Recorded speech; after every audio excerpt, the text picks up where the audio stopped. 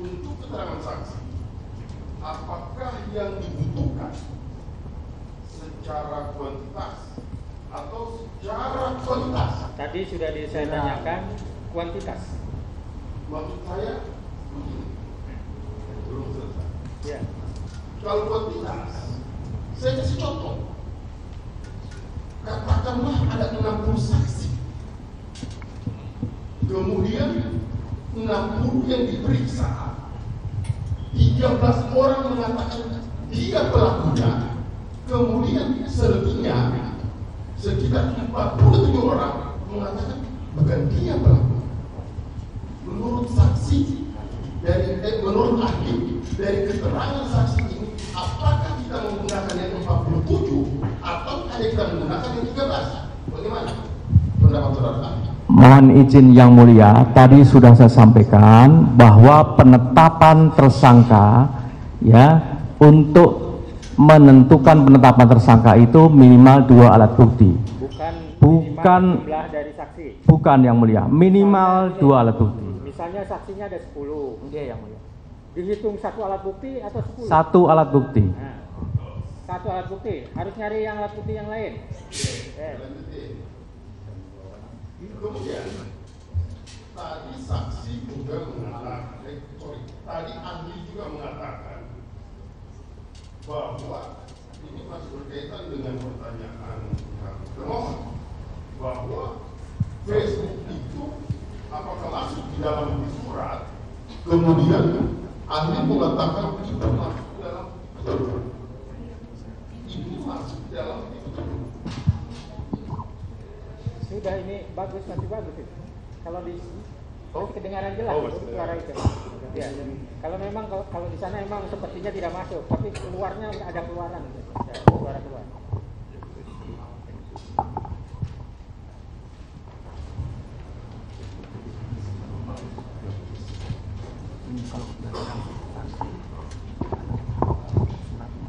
Ya, saya lanjutkan. Tadi saudara mengatakan bahwa Facebook itu tidak masuk dalam bukti surat, tapi dia masuk dalam bukti petunjuk. Kalau yang kemudian Facebook adalah masuk dalam bukti petunjuk, maka saudara ahli, saya mau merujuk kepada pasal 188 ayat 2 untuk mempermudah ahli menjawabnya, maka saya akan sedikit membacakan. 188 ayat 2. Petunjuk sebagaimana dimaksud dalam ayat 1 hanya boleh diperoleh dari keterangan saksi, surat, keterangan terdakwa.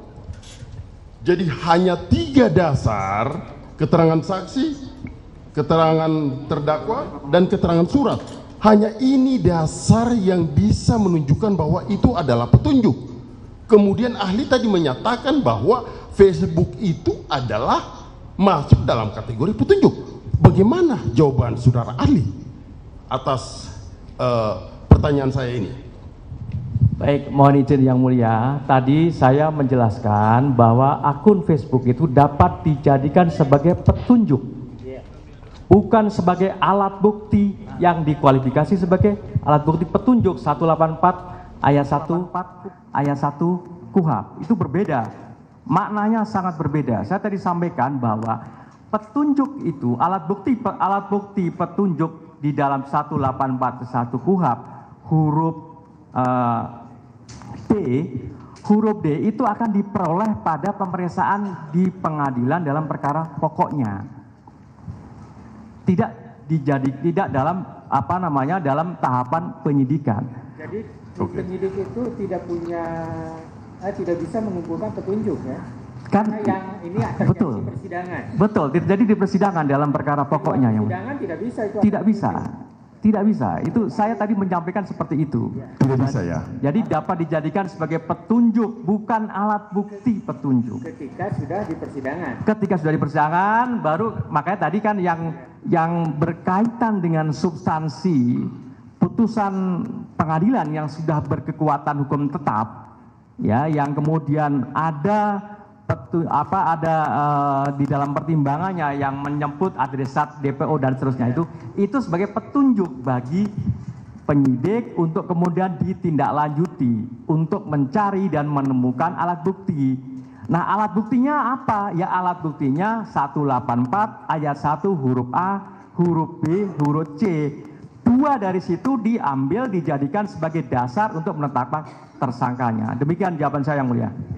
Oke, saya lanjutkan. Kemudian berkaitan dengan putusan pengadilan. Pertanyaan saya, apakah putusan pengadilan dapat dikualifikasi sebagai bukti surat? Mohon izin Yang Mulia, tadi sudah saya tegaskan kalau saudara mencermati jawaban saya sudah berkali-kali menjawab itu. Oke, kalau begitu saya lanjutkan. Dalam putusan pengadilan, kekuatan pembuktiannya itu apakah terdapat pada amarnya atau pada pertimbangannya? Bisa saudara ahli jelaskan? Mohon izin Yang Mulia, saya boleh bertanya Yang Mulia kepada pemohon, apakah ini dalam kaitannya dengan putusan dalam pra-peradilan atau putusan dalam perkara pokok? Silakan dijawab. Ya, berkaitan dari pertanyaan termohon yang kemudian dijadikan berarti ini adalah putusan dari perkara pokok terhadap 8 orang terpidana yang kemudian juga dijadikan sebagai bukti surat di dalam persidangan pra-peradilan ini. Yang saya ingin tanyakan, apakah kekuatan putusan tersebut berada dalam pertimbangannya atau berada pada amarnya? Demikian, saudara. Mohon izin Yang Mulia, jadi di dalam amar putusan itu kan jelas dalam perkara pokoknya yang dijadikan sebagai dasar, tapi dijadikan sebagai bukti, ya, bukti untuk menetapkan seseorang menjadi tersangka, itu salah satu alat bukti yang dikualifikasi sebagai alat bukti surat. Nah, terkait dengan proses yang ada di pra-peradilan ini fokusnya adalah berkaitan dengan aspek formilnya, tidak menguji berkaitan dengan soal masalah material dari alat bukti tersebut. Yang tadi sudah saya tegaskan dan sampaikan jawaban saya berkali-kali, ya, ketika Yang Mulia juga tadi menegaskan kembali. Demikian Yang Mulia jawaban saya. Kami paham benar bahwa pra-peradilan ini menguji terhadap formilnya. Kami paham, ahli. Tapi yang kemudian kami ingin mengukur di sini adalah setiap bukti-bukti yang ada. Kira-kira demikian. Kemudian tadi saudara ahli mengatakan itu adalah bagian dari bukti surat. Pertanyaan saya terhadap bukti surat tersebut, saya akan memberikan sebuah contoh.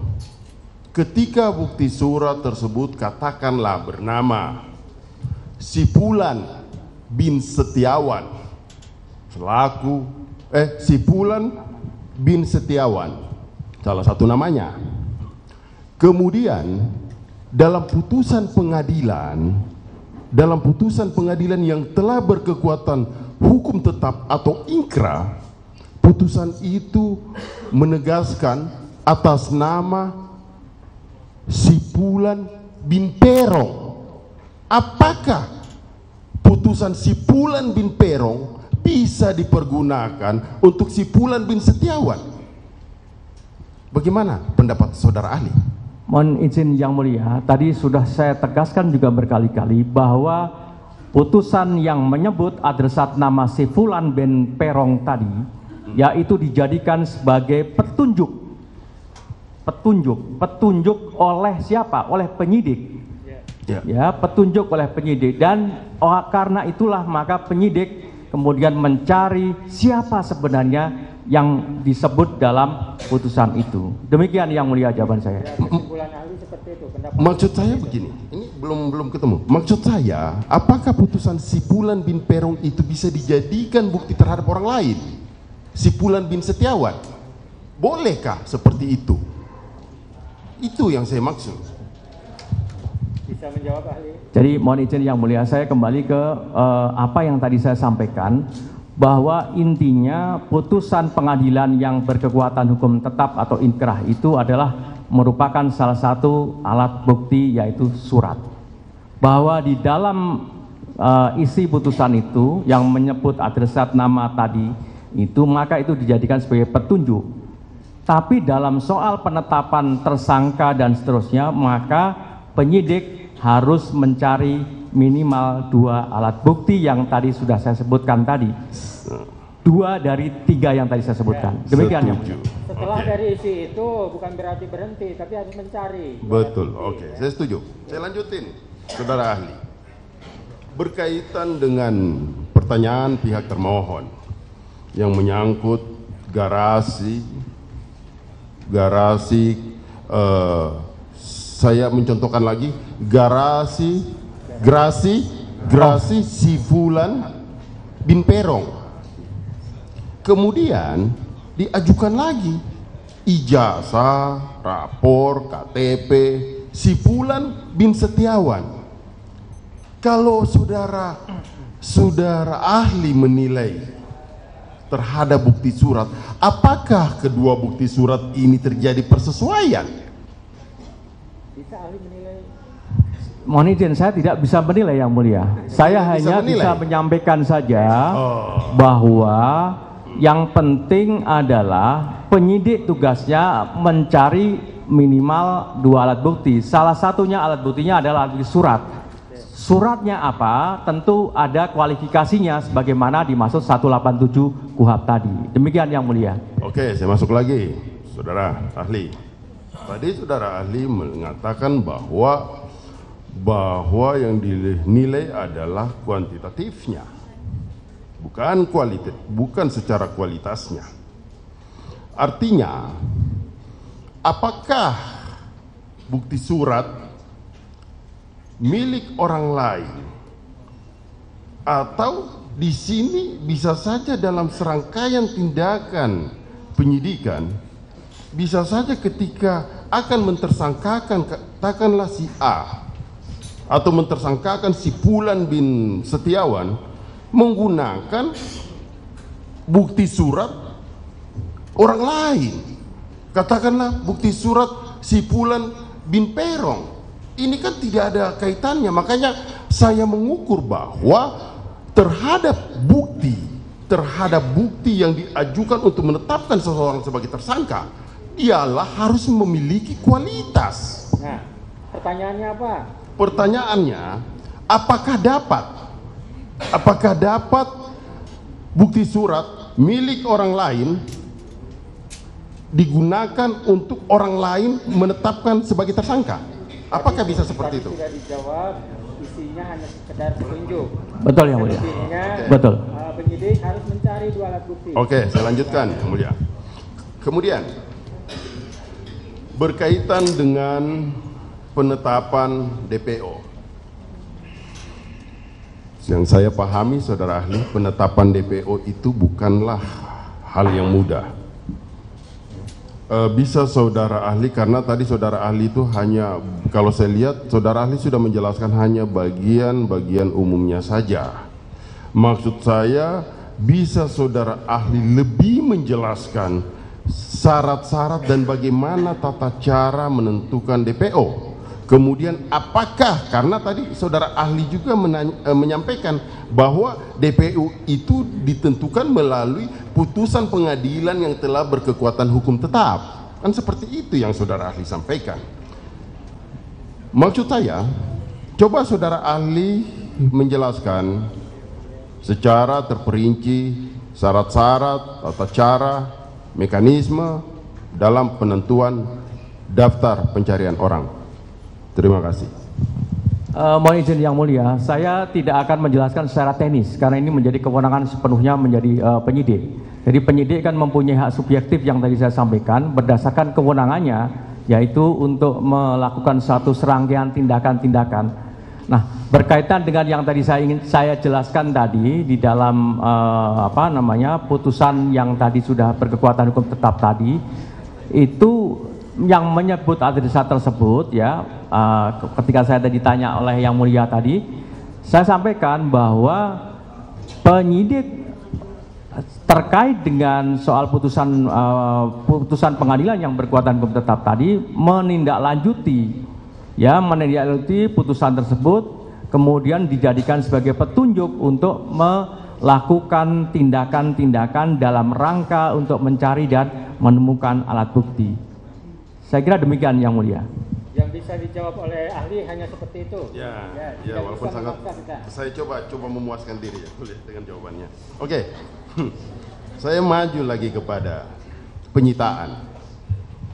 Penyitaan itu berdasarkan KUHP, saudara ahli, diatur di pasal berapa? Mohon izin yang mulia, pasal 39 silahkan saudara baca. Di dalam pasal 39 ada objek yang bisa dijadikan sebagai apa yang disita dalam tindakan-tindakan apa namanya yang diberikan kewenangannya oleh penyidik. Silakan saudara baca di dalam pasal 39 ayat 1 KUHP. Oh. Yang dapat dikenakan penyitaan ya. Yang dapat dikenakan penyitaan. Kalau pertanyaan saya itu kan penyitaan. Maksud saya begini, saudara. Apakah diperkenankan oleh hukum ketika seorang penyidik datang ke rumah seseorang kemudian menyita barang benda bergerak seseorang tanpa diberikan surat atau berita acara dan tanpa ada surat izin dari ketua pengadilan? Apakah penyitaan seperti ini dapat dikualifikasi adalah penyitaan yang ilegal dan bertentangan oleh hukum atau tidak? Bagaimana tanggapan Anda? Pertanyaannya adalah sita yang sah itu yang seperti apa? Yang sah, baik untuk penyidik dan untuk yang disita. Ya, baik, mohon izin yang mulia. Jadi secara ringkasnya yang mulia, bahwa penyitaan sah itu terkait dengan objek yang ada di pasal 39 tadi. Kemudian soal prosedurnya secara singkat juga, tidak saya sampaikan secara detail. Prinsipnya ada dua yang mulia. Penyidik dalam melakukan satu penyitaan terhadap objek-objek atau benda yang memenuhi kualifikasi pasal 39 tadi, itu bisa dilakukan terlebih dahulu ketika ada hal-hal yang sangat mendesak, ya, itu bisa dilakukan, baru kemudian penyidik bisa menyampaikan permohonan untuk mendapatkan persetujuan dari pengadilan. Ada juga yang kemudian memohonkan penetapan pengadilan dulu terkait dengan soal untuk objek-objek yang mau disita itu. Nah, itu secara singkat seperti itu yang mulia. Prinsipnya seperti itu. Itu bersifat imperatif ya? Iya yang mulia. Izin atau persetujuan? Iya yang mulia. Kalau tidak ada izin atau persetujuan, tidak sah? Ya, tidak sah. Prinsipnya itu. Oke, kalau tidak sah, saudara ahli, maka apa resiko hukum terhadap serangkaian tindakan penyitaan ini?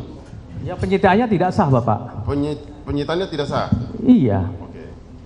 Kemudian, saudara ahli, saya ingin menanyakan bahwa khusus untuk keterangan ahli di dalam sidang pengadilan, apakah yang mulia majelis hakim itu memiliki kewajiban atau yang untuk mempertimbangkan keterangan ahli atau tidak?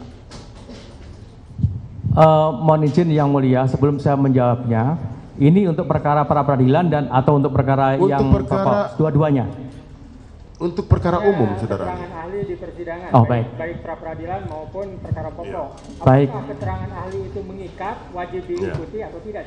Seperti itu. Keterangan ahli tidak wajib diikuti karena ini sepenuhnya menjadi kewenangan penilaian majelis hakim.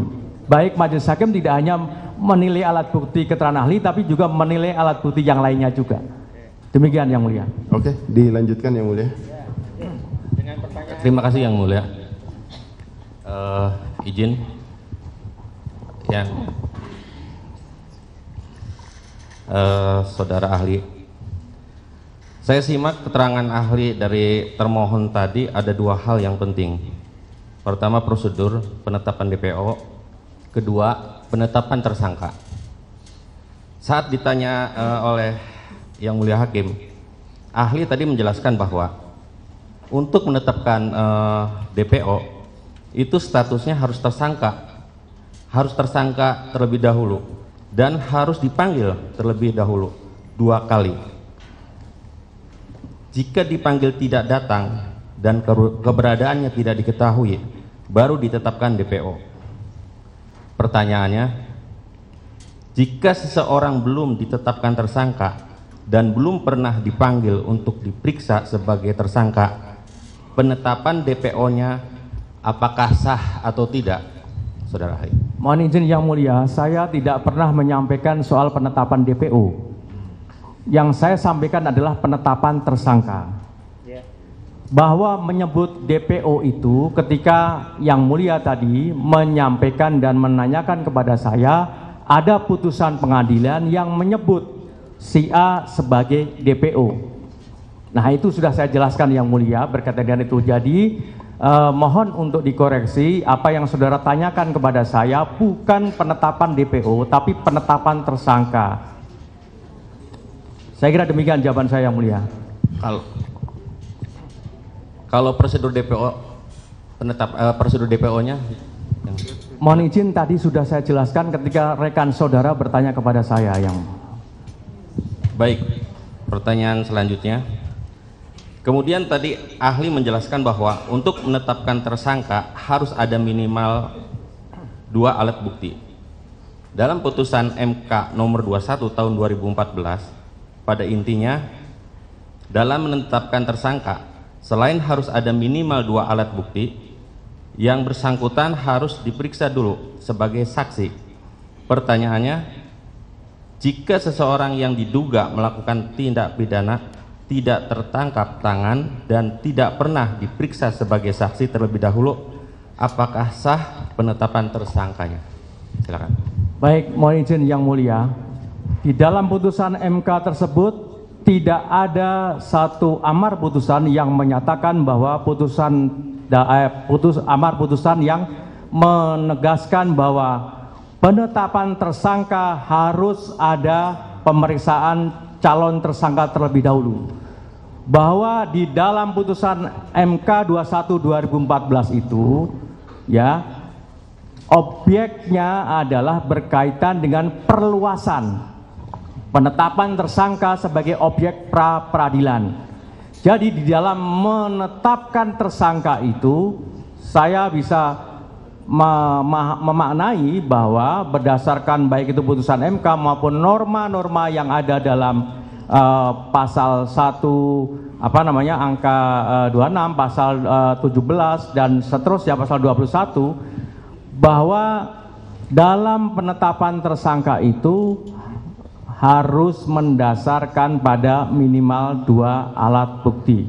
Selama mendasarkan pada minimal 2 alat bukti, maka penetapan tersangka adalah sah secara hukum. Demikian Yang Mulia. Baik, dilanjutkan, mohon izin Yang Mulia. Jadi sedikit mengingatkan, namanya mungkin kan manusia pasti ada lupa atau ingat.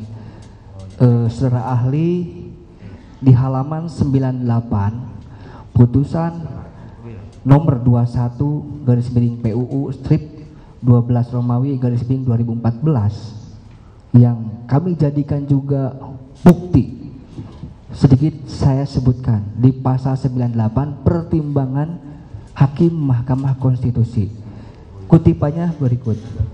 Bukti permulaan yang cukup dan bukti yang cukup sebagaimana ditentukan dalam pasal 1 angka 14, pasal 17 dan pasal 21 ayat 1 KUHP harus ditafsirkan sekurang-kurangnya 2 alat bukti yang termuat dalam pasal 184 KUHP dan disertai dengan pemeriksaan calon tersangkanya. Sementara tadi disampaikan tidak diperlukan pemeriksaan calon tersangkanya.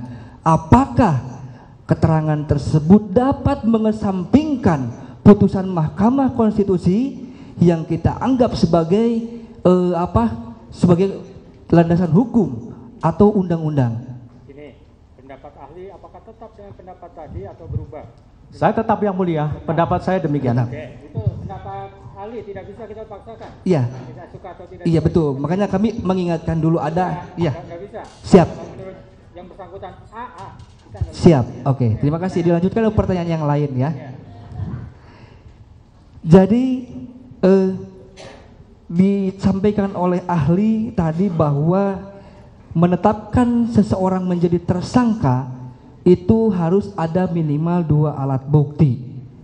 Nah, kami sampaikan berdasarkan Perkapolri nomor 6 tahun 2019 tentang penyidikan tindak pidana di pasal 25 ayat 1 menyebutkan penetapan tersangka berdasarkan paling sedikit 2 alat bukti yang didukung barang bukti.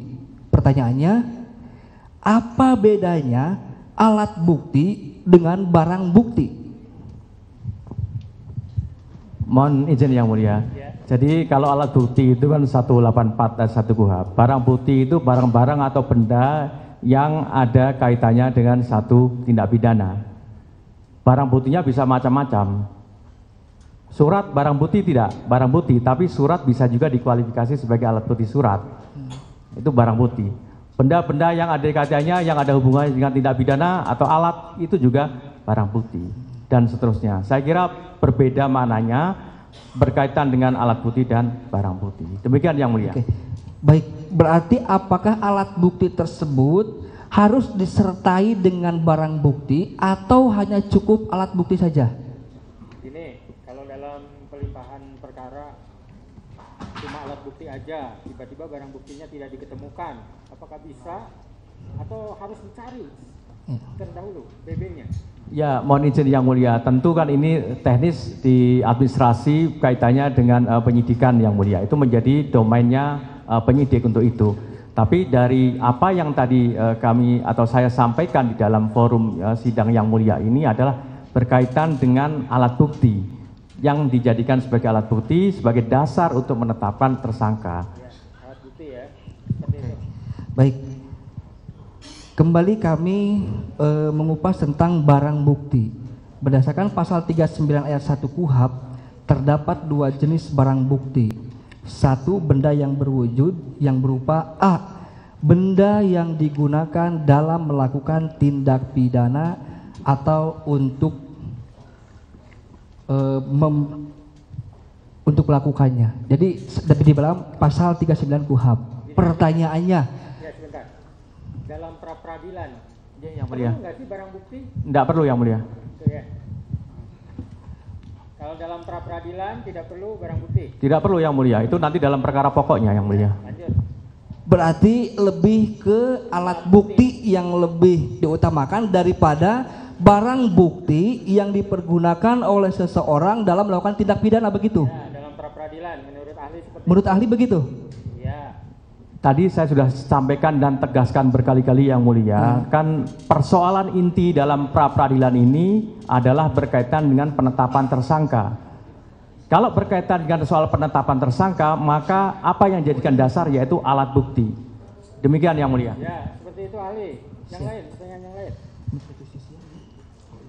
Satu lagi yang mulia, dalam penetapan DPO yang telah diputus dalam putusan pengadilan yang telah berkekuatan hukum tetap memiliki ciri-ciri yang sudah dijelaskan dalam putusan. Pertanyaannya, boleh atau tidak dirubah ciri-ciri tersebut dalam penetapan DPO pihak kepolisian? Padahal ciri-ciri tersebut sudah ada dalam putusan pengadilan. Mohon izin yang mulia, tadi kan sudah saya jelaskan bahwa penyebutan adresat itu dijadikan sebagai petunjuk. Tidak sesuai dengan ciri-ciri yang ada dalam putusan, boleh atau tidak? Bisa menjawab ahli? Saya tidak menjawab berkaitan dengan hal itu yang mulia. Oke, tidak apa-apa. Baik, terima kasih, cukup yang mulia. Mohon izin yang mulia. Mohon izin yang mulia. Jadi yang tadi saya sampaikan terakhir yang mulia. Saya yang mulia. Izin yang mulia, yang tadi saya jawab terakhir itu saya tidak menjawab, bukan berarti saya tidak bisa menjawab. Itu berbeda. Demikian yang mulia. Kami paham. Mohon izin yang mulia, dalam putusan yang kami ajukan tiga terpidana tidak ada ciri-ciri yang dituliskan sebagaimana putusan. Ya, kita nanti itu aja di kesimpulan, kita untuk perdebatan ini. Ya, silakan lanjutkan kalau ada lagi. Ya, terima kasih yang mulia. Saudara ahli, saya hanya menyimak tadi keterangan ahli bahwa atas adanya laporan seseorang maka untuk menetapkan tersangka itu harus dilakukan pemanggilan. Apabila itu tidak dilakukan, bagaimana menurut pendapat ahli? Mohon izin yang mulia, apa saya tadi berpendapat demikian? Betul, ini saya catat. Saya catat bahwa apabila ada laporan itu harus ada pemanggilan. Tapi jika pemanggilan itu tidak dilakukan, ini perkaranya ada laporan loh, ahli. Nah, ini kan ada laporan. Nah, apabila ada pelapor tapi tidak dilakukan pemanggilan terhadap calon tersangka, itu bagaimana menurut pendapat ahli? Saya catat semua keterangan ahli. Mohon maaf. Jadi mohon maaf jangan diulang-ulang. Oh, saya tadi sudah menjelaskan. Jadi mohon maaf ahli, dijelaskan saja karena saya catat. Oke. Yang mulia. Ulang lagi aja lah. Kadang-kadang kan kita ada waktunya, kita kadang-kadang menoleh atau apa, kadang-kadang kita. Silakan. Ya. Nah.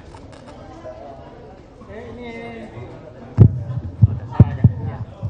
Baik yang mulia, jadi yang ini saya sampaikan bahwa tadi ketika saya ditanya, kan dalam satu proses hukum terhadap adanya satu peristiwa pidana.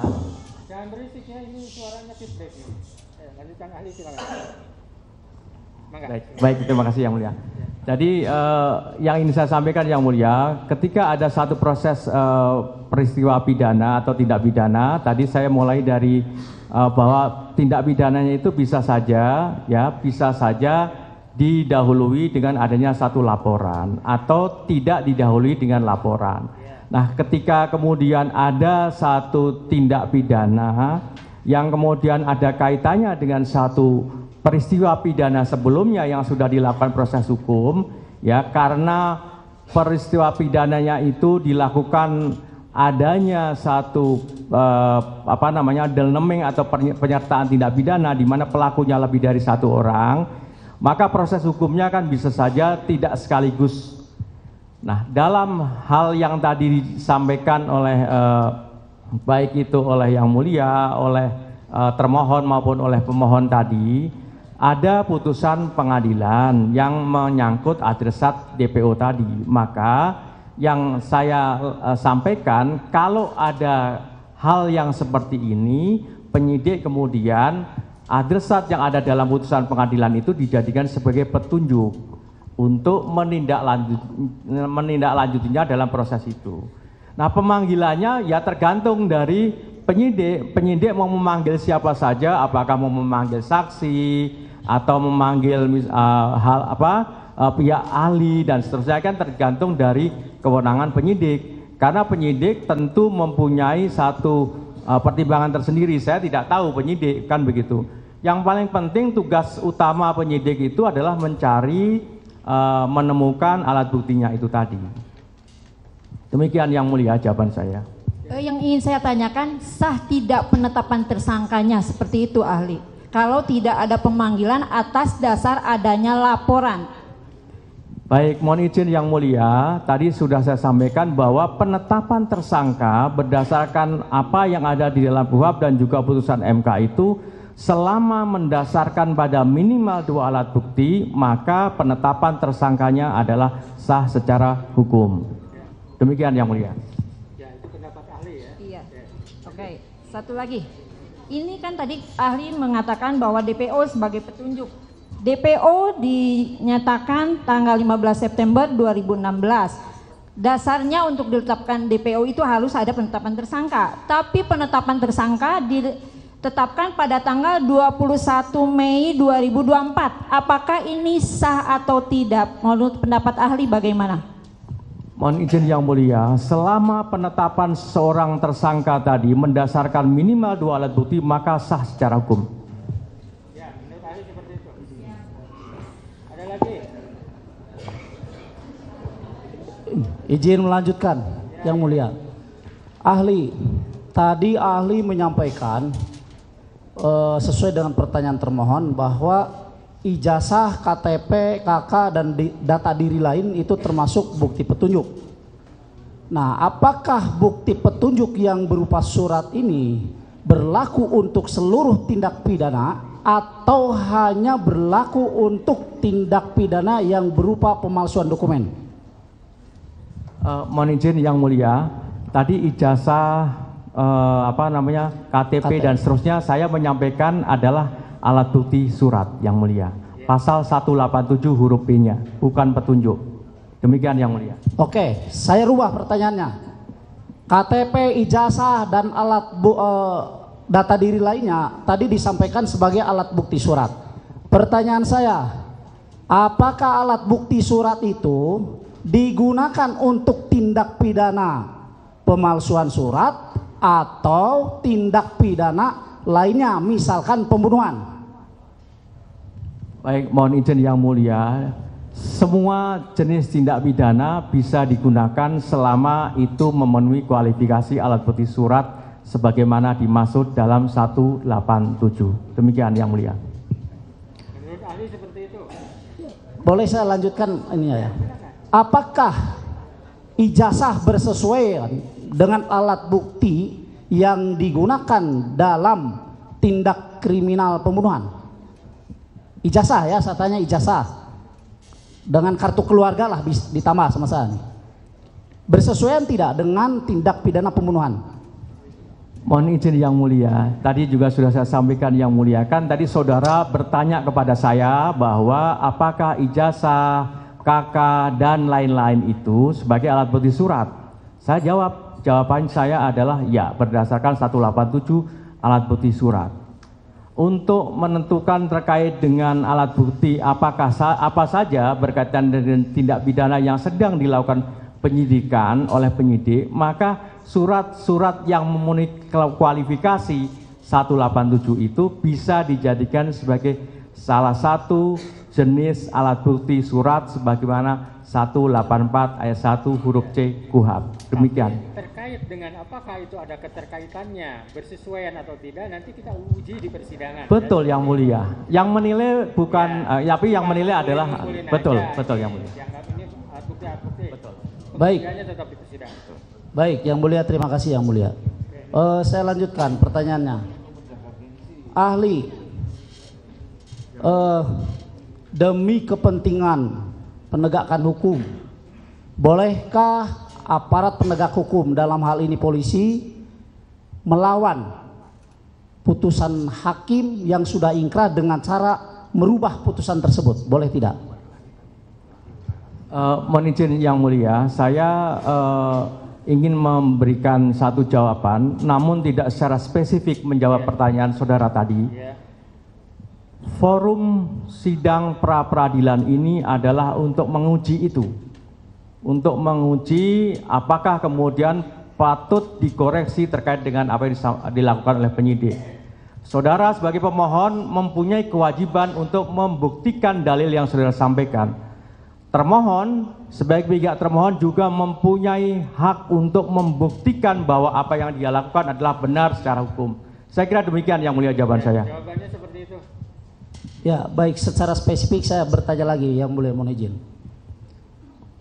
Kita ambil contoh dalam putusan Pengadilan Negeri Cirebon tahun 2017, bahwa di sana diputuskan ada 3 nama DPO yang sudah dirilis oleh pihak kepolisian juga.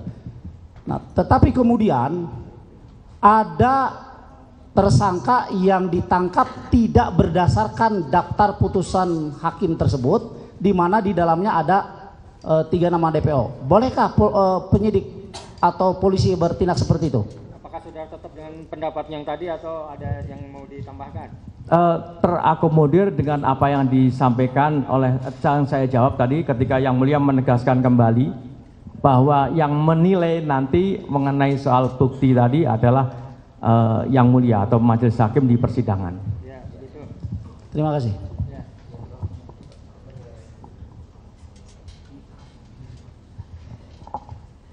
Terima kasih yang mulia. Ya.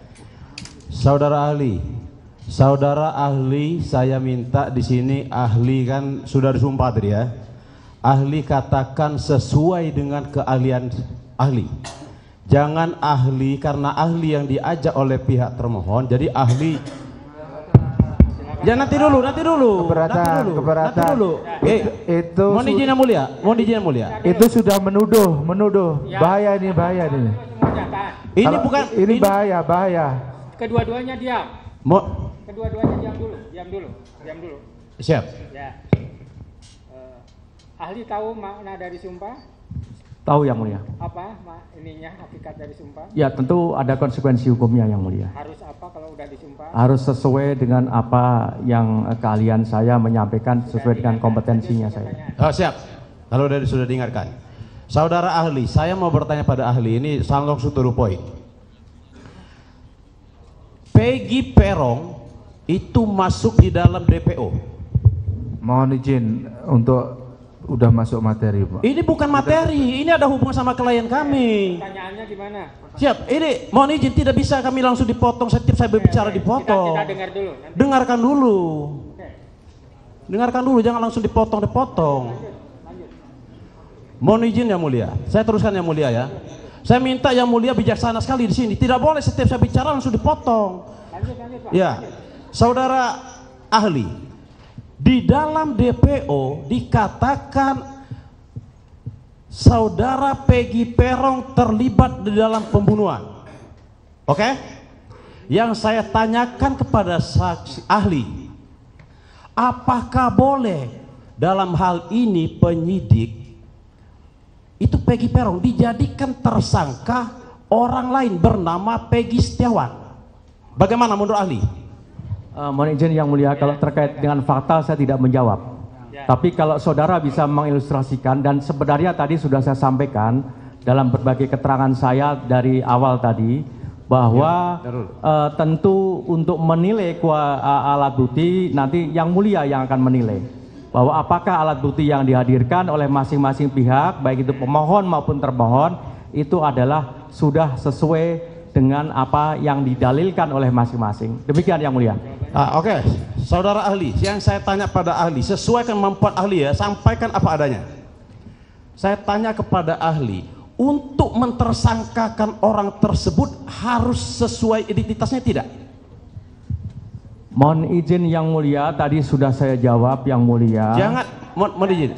Sebentar Pak. Bebas, ahli bebas sebentar. ya. Tidak bisa kita izinkan saya juga punya hak untuk memberikan penjelasan ya, bahwa apa yang tadi saya sampaikan, saya berpendapat dan saya dari awal sampai akhir insya Allah berpendapat sama, bahwa penetapan tersangka itu hanya boleh dilakukan oleh penyidik dengan mendasarkan pada 2 alat bukti.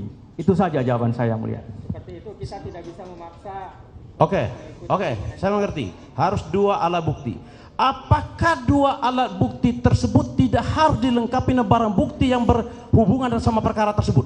Contoh, saya contohkan sama ahli ya. Oke, alat buktinya ijazah sama keterangan saksi. Apakah perlu nggak ada sidik jari yang mengatakan di barang yang kasus pembunuhan tersebut? Bagaimana menurut ahli? Mohon izin Yang Mulia, alat buktinya berupa apa? Yang penting selama memenuhi kualifikasi 184 ayat 1 KUHP huruf A, B, C, 2 dari itu, maka itu adalah sah secara hukum. Oke. Lanjut, pertanyaan berikutnya. Saya bertanya lagi, saudara, mohon izin Yang Mulia ya, saudara ahli. Jadi gini ahli, saya mau menyampaikan, kita mendudukan persoalan ini ya sebenarnya, yang terjadi sebenarnya bagaimana? Apakah boleh, maksud saya, orang dituduhkan pasal 340 pembunuhan berencana yang menggunakan alat buktinya hanya keterangan saksi dan hanya menggunakan foto, ijazah, KTP dan KK tanpa dilengkapi dengan barang bukti dalam kasus tersebut. Jawab apa adanya. Mohon izin Yang Mulia, saya menjawab apa adanya dan saya konsisten, insya Allah konsisten dengan apa yang saya sampaikan. Dalam forum pra-peradilan ini, ya, forum pra-peradilan ini adalah fokus kepada soal masalah apakah penetapan tersangka sah atau tidak sah. Ya, ahli tetap seperti itu. Iya, di sini ada hubungannya. Ya, makanya di sini ada hubungan perkara ini sama tidaknya klien kami dijadikan tersangka. Ya, masalahnya jawabannya 10 kali pertanyaan seperti itu juga jawabannya akan sama. Tetap kita Baik, baik, terima kasih Yang Mulia. Saya terus terang aja, sebab saya terus terang. nanti disimpulkan. Oke, siap Yang Mulia, siap Mulia. Sampai sore aku akan seperti itu. Hah? Lanjut dengan yang lain. Izin bertanya Yang Mulia. Ahli tadi menerangkan dalam pra-peradilan dasarnya adalah dalam ruang lingkup formil saja. Bagaimana jika faktanya berkas perkara yang telah diserahkan penyidik ke kejaksaan dikembalikan dalam artian P18 dengan catatan berkas tersebut tidak memenuhi syarat formil dan material. Ya, pengembalian berkas yang dilimpahkan oleh penyidik dari ke kejaksaan dan dikembalikan ke penyidik. Ya. Ada kaitannya dengan pra-peradilan? Mohon izin, tidak ada kaitannya dengan pra-peradilan kita Yang Mulia. Yang mana Pak? Iya. Mohon izin Yang Mulia. Dikembalikan atau tidak dikembalikan? Dikembalikan atau tidak dikembalikan itu menjadi kewenangan dari jaksa, ya kan? Itu tidak termasuk dalam objek pra-peradilan. Kalau objek, simpelnya. Ya. Gini, simpelnya. Mau dikembalikan atau tidak dikembalikan berpengaruh nggak kepada pra-peradilan? Tidak ada pengaruhnya Yang Mulia. Pengaruhnya itu aja.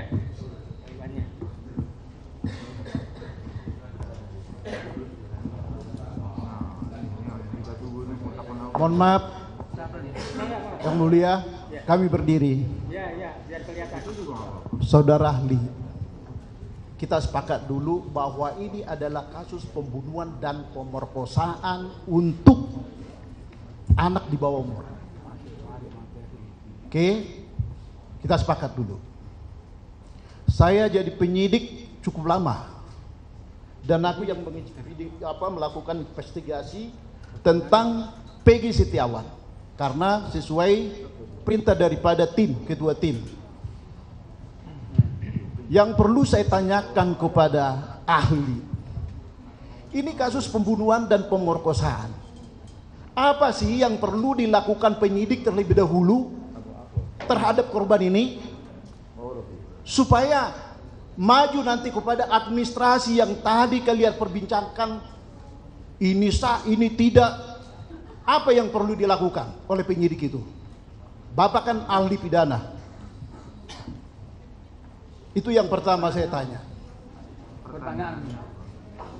Apa yang perlu dilakukan penyidik itu terhadap kasus ini, TKP ini, korban ini? Terlebih dahulu apa? Mohon izin Yang Mulia, karena ini menjadi domainnya penyidik, saya sebagai ahli pidana saya tidak menjawab. Karena saudara tanyanya kepada apa yang harus dilakukan oleh penyidik. Saya bukan penyidik, jadi saya tidak menjawab berkaitan dengan pertanyaan saudara itu. Terima kasih Yang Mulia. Bapak itu kan ahli pidana, pembunuhan, pendapatmu yang saya tanya, ahli. Ahli tadi udah seperti itu, kita tidak bisa maksa. Begini Pak ahli, saksi ahli. Tentunya kan penyidik itu mengolah TKP ini menentukan korban itu meninggal atau tidak. Selanjutnya diolah TKP itu, korban itu diotopsi enggak? Terus bukti-bukti yang Bapak bilang tadi yang dijadikan barang alat bukti tadi, 2 alat bukti itu, ya, apakah itu ditemukan di TKP? Apakah itu ditemukan di tempat lain? Dan harus berkaitan dengan kejadian tersebut. Apakah sependapat Pak ahli? Gimana ahli terkait? Mohon izin Yang Mulia, apa yang saudara sampaikan tadi, tanyakan kepada saya dan saya kira ini sudah masuk ke dalam materi pokok perkara. Saya tidak bisa menjawab itu karena lembaga pra-peradilan ini hanya fokus terkait dengan objek pra-peradilan sebagaimana yang baik, saya lanjutkan Pak ahli. Saudara perkara pokok. Jika mereka menentukan menaikkan dia sebagai DPO tahun 2016, tapi penetapannya tanggal 21 Mei 2024, apakah itu sah menurut ahli? Mohon izin Yang Mulia, tadi dalam kaitannya dengan putusan pengadilan tadi dijadikan sebagai petunjuk, dan ketika kemudian penyidik menemukan alat bukti minimal 2, meragukan keahlianmu kalau begini.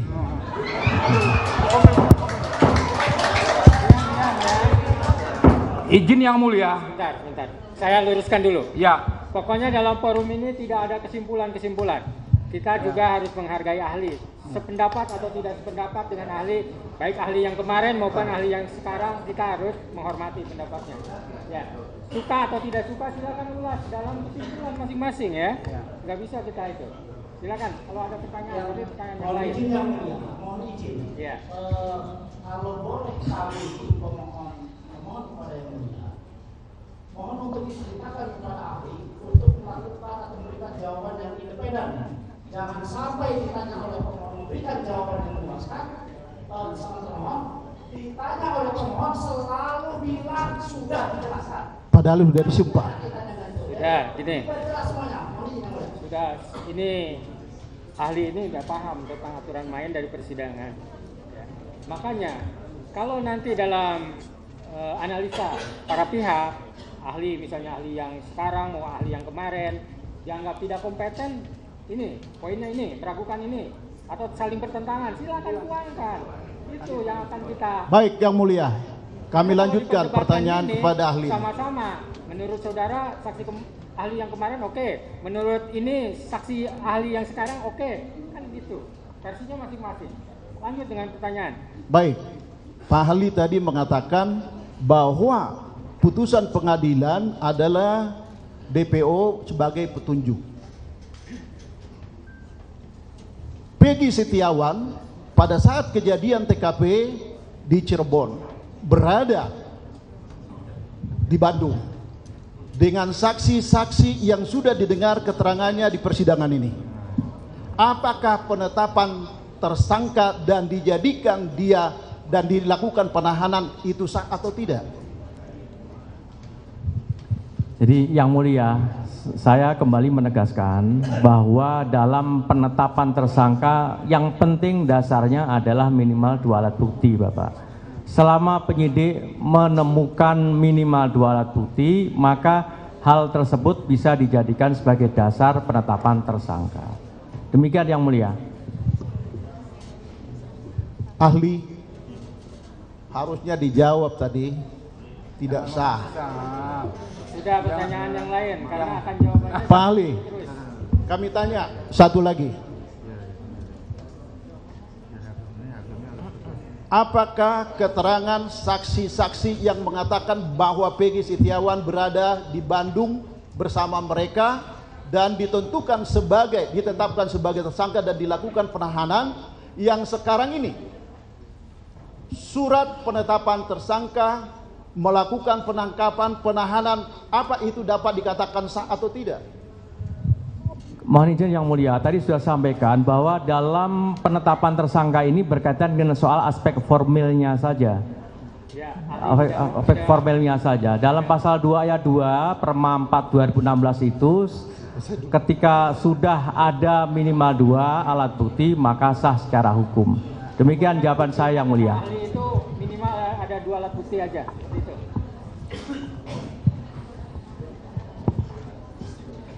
Masih ada atau sudah cukup?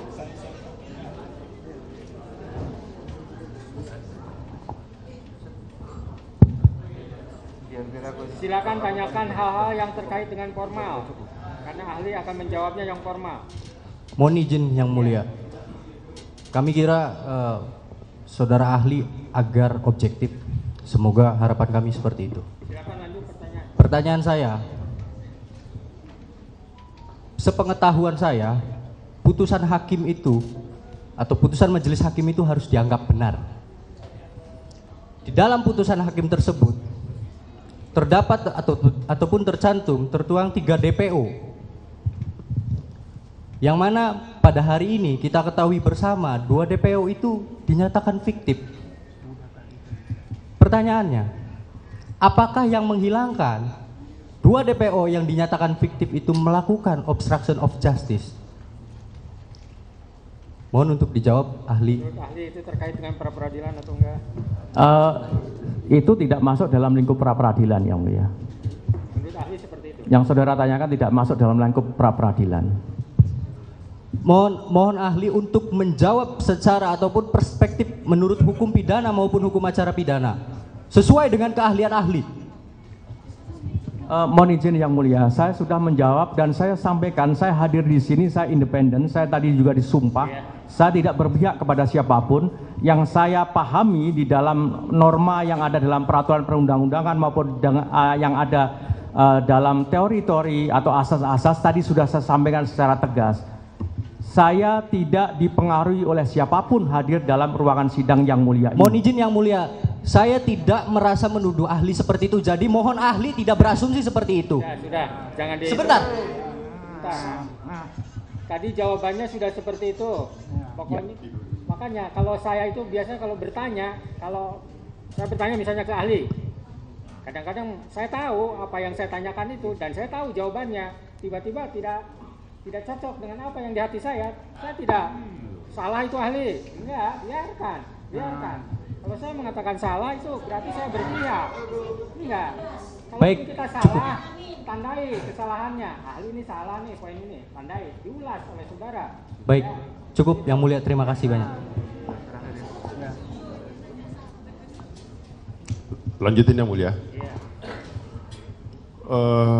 Dari persidangan ini saya juga menangkap bahwa jawaban-jawaban ahli, tentunya jawaban pertanyaan saya tidak akan ulangin. Jawaban ahli juga selalu menegaskan, hanya ini bentuk penegasan. Jawaban selalu menegaskan bahwa dalam tahap penyidikan yang penting terpenuhi 2 alat bukti, maka sah orang ditetapkan sebagai tersangka. Kalau yang kemudian hanya sebatas seperti itu saja, maka saya menilai bahwa gampang sekali menetapkan orang sebagai tersangka dan siapapun saja walaupun bukti itu tidak relevan. Apakah demikian, saudara ahli? Mohon pendapatnya. Saya tidak sependapat dengan apa yang saudara sampaikan. Jadi pada prinsipnya dalam penetapan tersangka tadi, bahwa dasarnya untuk menetapkan tersangka berdasarkan peraturan perundang-undangan yang ada dan juga putusan MK adalah berdasarkan minimal 2 alat bukti. Berdasarkan 2 alat bukti. Kalau begitu gampang sekali polisi menetapkan orang tersangka, walaupun bukan bukti yang berkaitan pun diajukan, bisa ditetapkan orang sebagai tersangka, ahli. Apa tetap pendapat saudara seperti itu? Ahli tetap dengan keterangan dari awal 2 alat bukti. Ya sudahlah.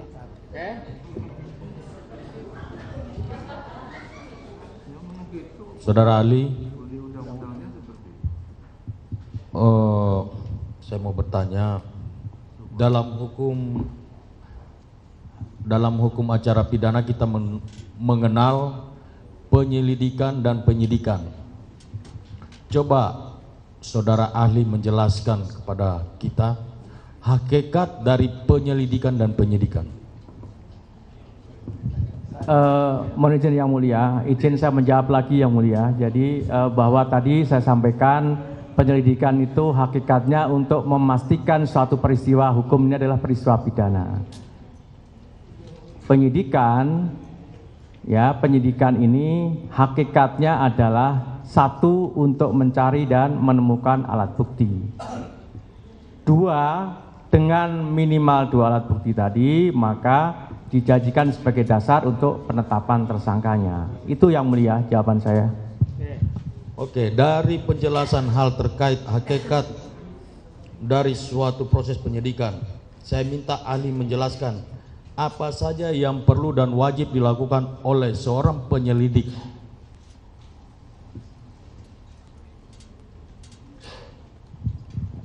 Mohon izin yang mulia, ini saya kira teknis sekali yang mulia. Tapi pada prinsipnya Bapak, tentu penyelidik melakukan satu tindakan-tindakan dalam rangka memastikan peristiwa pidana itu dia mempunyai kewenangan-kewenangan dan kemudian mendasarkan pada bukti permulaan.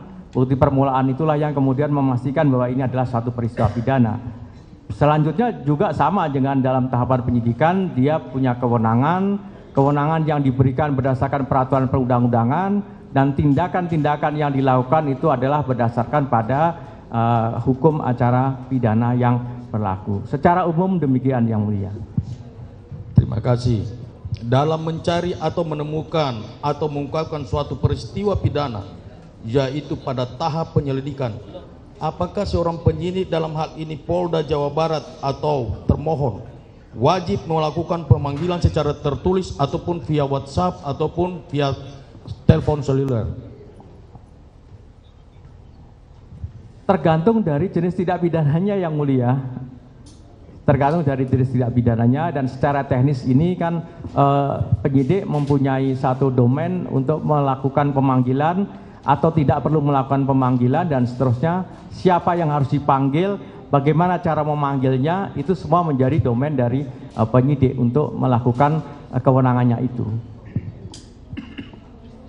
Coba ahli jelaskan tindak pidana apa saja terkait dengan putusan Mahkamah Konstitusi nomor 21 PUU 12/2014 tanggal 28 April 2015 terkait dengan seseorang sebelum ditetapkan sebagai tersangka wajib diperiksa terlebih dahulu. Ya, itu udah ditanyakan oleh rekan saudara itu.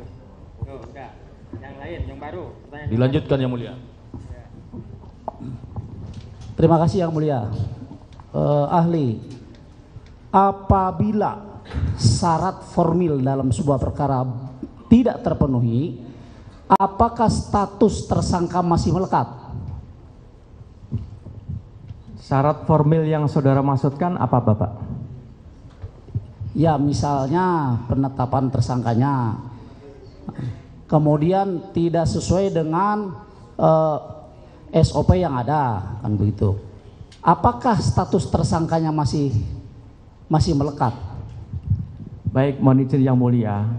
Prinsipnya begitu kemudian penetapan tersangka mendasarkan pada dua alat bukti tadi, maka penetapan tersangkanya adalah sah. Sebaliknya, kalau dalam penetapan tersangka tidak mendasarkan pada minimal dua alat bukti, maka berdasarkan penafsiran secara a contrario adalah sebaliknya. Demikian yang mulia jawaban saya. Kalau alat bukti yang tadi ahli maksud tidak ada kaitannya dengan tindak pidana semisal pembunuhan, bagaimana menurut ahli?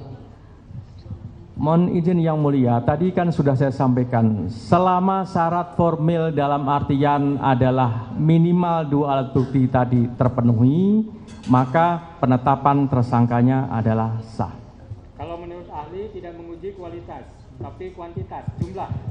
Kalau sudah ada di dua, ya udah. Berarti ahli menilai dari kuantitasnya. Ya. Baik, kalau begitu, terima kasih. Saya akan mencoba lagi bertanya ke ahli. Semoga nyambung kita, hatimu dan hatiku, ahli. Udah, jangan dikomentari. Ahli, saya mau bertanya pada ahli. Ahli tadi mengatakan kalau untuk mentersangkakan orang cukup dua alat bukti. Nah, bagaimana kalau seandainya orang dituduhkan kasus pencurian? Apakah cukup kita mengambil ijazah, kita mencari keterangan saksi-saksi yang tidak dapat dipercaya? Bagaimana menurut ahli? Pertama yang mulia, untuk menilai kualitasnya bukan formil pra-peradilan, tapi kalau pra-peradilan ini yang penting dalam penetapan tersangkanya sesuai Perma nomor 4 tahun 2016 tadi, ya, pasal 2 ayat 2 ini, ketika terpenuhi minimal dua alat bukti, maka penetapan secara hukum penetapan tersangka adalah sah. Kalau sebaliknya, kalau nggak terpenuhi, maka ditafsirkan secara a contrario sebaliknya. Demikian yang mulia. Bukankah begini ahli, bukankah seharusnya ada barang bukti yang lain yang harus mendukung gitu? Kalau begini gampang sekali loh untuk mentersangkakan orang-orang. Setiap ini ambil, cari aja ijazahnya, cari aja keterangan saksi-saksi kalau begitu. Gimana menurut ahli? Sependapat nggak seperti itu? Saya tidak sependapat dengan apa yang disimpulkan oleh saudara. Ya, seperti itu jawabannya, tetap seperti itu. Cukup? Satu lagi ya, janji ya. Udah ada yang keroncongan soalnya dari sini udah kedengaran. Ya, lanjut. Baik, saudara ahli, ini kan menguji aspek formil dari pra-peradilan. Sementara diatur juga di Peraturan Mahkamah Agung nomor 4 tahun 2016 tentang larangan peninjauan kembali putusan pra-peradilan. Nah, di aturan tersebut menyebutkan tentang bukti yang ingin ditanyakan. Kapan bukti tersebut harus diterima atau harus ditemukan atau harus didapatkan oleh penyidik atau aparat penegak hukum untuk menetapkan seseorang menjadi tersangka. Apakah alat bukti tersebut didapatkan setelah penetapan tersangka atau sebelum penetapan tersangka? Mohon izin Yang Mulia, tadi saya ditanya berkali-kali mengenai hakikat penyidikan, definisi penyidikan.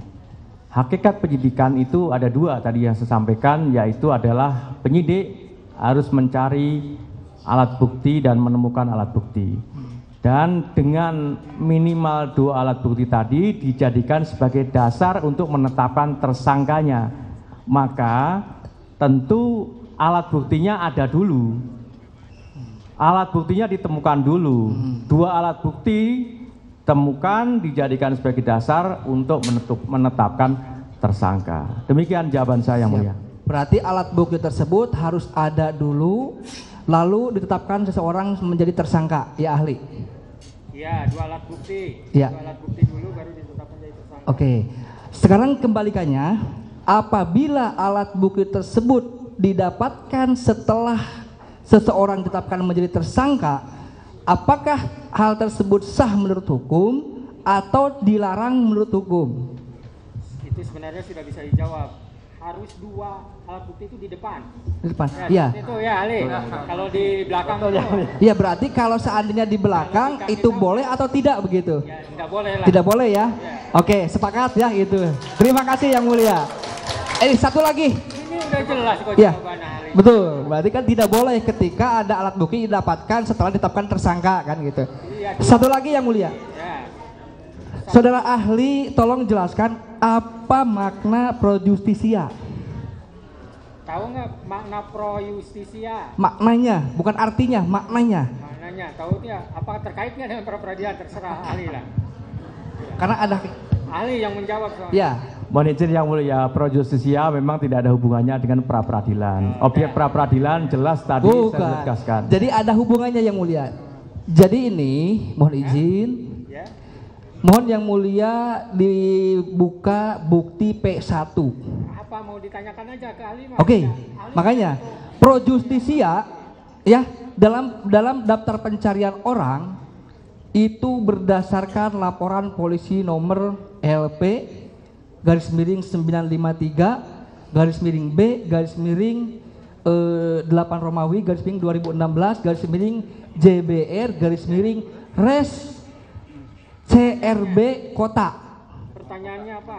Nah, sebentar Yang Mulia, kita sandingkan dulu. Jadi di dalam pemberitahuan dimulai penyidikan yang diterbitkan tahun 2014, terus surat perintah penangkapan itu berdasarkan laporan polisi nomor LP 953 _B _8 Romawi _2016 JBR CRB Kota. Pertanyaannya, ini LP-nya dari dari SIUM, dari Res Narkoba, dari Lantas. Sementara di dalam DPO itu jelas ada Res CRB Kota. Apakah kelalaian tersebut atau kesalahan tersebut atau sejenisnya bisa dibenarkan oleh hukum? Karena pro justisia adalah jelas-jelas menyangkut harkat dan martabat manusia, pembatasan hak asasi manusia. Oke. Tadi antara laporan sama ini penetapan itu beda itu ya, terkait itu. Apakah bisa berpengaruh pada ketidakabsahan penetapan tersangka? Mohon izin Yang Mulia, yang menetapkan tersangka itu siapa? Penyidik yang mana? Penyidik yang mana? Jadi kita berbicaranya satu rangkaian peristiwa, Pak. Begini. Penetapan DPO itu berdasarkan LP 953 B 8 Romawi 2016 JBR Res CRB Kota. Itu dasar penetapan DPO. Ya, Reskrim Polres Cirebon. Reskrim, bukan narkoba ya, gitu. Tetapi di dalam penetapan tersangka surat perintah dimulainya penyidikan itu berdasarkan nomornya sama, tapi nggak tahu ini dari reskrim atau dari narkoba atau dari lantas, tidak ada kejelasannya. Jadi tidak ada res Cirebon kota ini. Ini masalah hak asasi manusia pembatasannya gitu. Saya sudah memahami apa yang saudara ingin tanyakan dan ingin minta justifikasi saudara, tapi saya ingin menyampaikan objek pra peradilan ini adalah terkait dengan penetapan tersangka oleh penyidik Polda Jawa Barat. Saya tidak bicara substansi. Yang menetapkan tersangka adalah siapa? Penyidik Polda Jawa Barat. Yang tadi saudara sampaikan dalam ilustrasinya adalah Polresta. Supaya ini clear yang mulia, supaya ini clear. Oleh karenanya, dalam kaitannya dengan penetapan tersangka yang dilakukan oleh penyidik Polda Jawa Barat, selama penyidik Polda Jawa Barat mendasarkan pada minimal 2 alat bukti yang tadi sudah saya jelaskan, maka sah penetapan tersangkanya. Demikian jawaban saya yang mulia. Saya tidak bertanya penetapan tersangka yang mulia, mohon izin. Ini masalah administrasi, hukum acara, dan saudara diundang di sini oleh termohon untuk menjelaskan ahli Anda di sini, keahlian Anda. Jadi, ketika ada salah penulisan dalam surat pro justisia untuk membatasi hak asasi manusia, itu diperbolehkan atau tidak? Sederhana, kalau boleh apa dasar hukumnya, kalau tidak boleh apa dalilnya, begitu. Yang mulia, jadi saya tidak menilai soal masalah administrasi. Soal masalah proses administrasinya itu bukan saya. Saya ingin menyampaikan dalam forum ini adalah soal masalah objek pra peradilannya. Ya, objek pra peradilan tadi sudah saya sampaikan. Jadi formil nggak boleh administrasi, material nggak boleh, gimana? Udah. Pendapat ahli seperti itu jangan dipaksakan. Udah ya, cukup ya. Termohon. Satu lagi ya, satu lagi. Dua lagi, yang satu saya satu, beliau satu. Ah, janji ya. Ya. Mohon izin yang mulia. Mohon izin yang mulia. Kemarin kita ada kesetaraan, kami pun dibatasi. Jadi ini mohon juga dibatasi juga. Ya, dibatasi begitu. 2 tadi ya, satu-satu udah. Ya. Udah. Saya tutup nanti. Saudara ahli terkait dengan tindakan pidana, apabila seorang terpidana, seorang yang melakukan tindakan pidana tidak tangkap tangan, apakah boleh penyidik melakukan penyidikan tanpa melalui proses-proses penyelidikan? Saya minta ketegasan ahli aja. Ya, mohon izin yang mulia, tadi sudah saya sampaikan, kan tadi berkaitan dengan hal itu, maka terkait dengan prinsip dalam hukum pidana ketika terpenuhi adanya mens rea dan aktus serius yang sifatnya strabar yang menyimpang dari asas dul matikid, maka ini dapat ditindaklanjuti dalam tahapan penyidikan. Proses teknisnya menjadi kewenangan penyidik. Oke, pertanyaan berikutnya dari sana, baik. dari belakang. Masih yang mulia, Pak ahli, sebenarnya kita ini cinta polisi dan sayang polisi, dan kita dukung. Tetapi kita ini mendukung yang benar. Jadi yang perlu saya tanyakan kepada Pak ahli, bagaimana pendapat Pak ahli? Dari tadi mengatakan 2 alat bukti. Jika alat barang bukti yang dijadikan alat bukti itu cacat hukum atau tidak sah, apakah sah penetapan tersangka dan melakukan penahanan? Bagaimana pendapat Bapak ahli? Terima kasih. Baik, terima kasih mohon izin yang mulia. Jadi yang paling penting tadi saya sampaikan, penetapan tersangka mendasarkan pada minimal 2 alat bukti. Ya udah. Ya. Udah seperti itu. Udah, masih ada Pak? Ya silakan. Mohon izin yang mulia, terakhir.